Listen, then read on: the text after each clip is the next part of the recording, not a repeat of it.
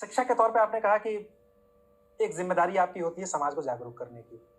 शिक्षक के तौर पे क्या आप किसी ऐसे कोड ऑफ कंडक्ट से बंधे होते हैं जिसका उदाहरण हालिया दिनों में हमने एक इसी तरह के संस्थान में देखा जहाँ पे एक शिक्षक ने सिर्फ़ इस ये कह दिया कि आपको वोट देते वक़्त ये ध्यान रखना चाहिए कि आप पढ़े-लिखे को वोट दें और फिर एक कोड ऑफ कंडक्ट का हवाला दे करके उनको अपनी नौकरी छोड़नी पड़ी और वो बाद में नौकरी छोड़ने के बाद भी कह रहे हैं कि मैं अपनी बात पे कायम हूँ।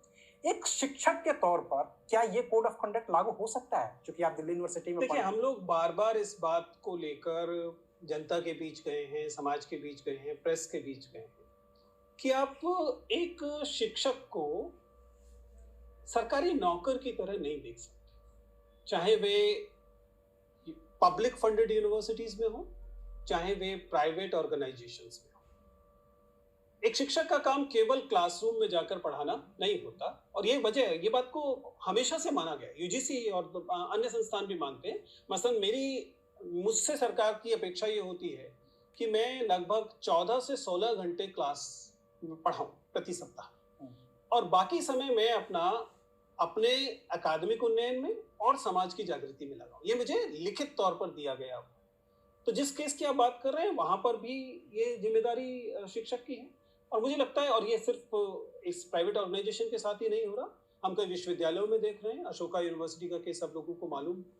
जिसका मतलब ये है कि मेरा मानना है कि शिक्षकों के पास एक अतिरिक्त स्वायत्तता होनी चाहिए, जिसमें वे आसपास के राजनीतिक सामाजिक घटनाक्रम पर टिप्पणियां कर सकें और उन्हें इस बात के लिए सजाएं न दी जाए।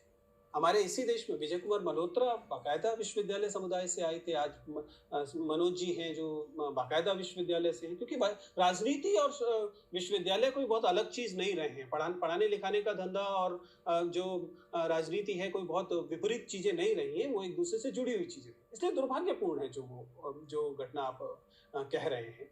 ये हो सकता है कि वो कुछ ज़्यादा स्पष्ट तरीके से कह दिया गया, इसलिए प्राइवेट प्रतिष्ठान को लगा होगा कि अपना धंधा बचाए रखने के लिए ज़रूरी है कि एक शिक्षक की बलि दी जा सकती है, लेकिन स्वागत योग्य तो नहीं है। क्योंकि ये बार-बार डिबेट हो रही है ना किसी भी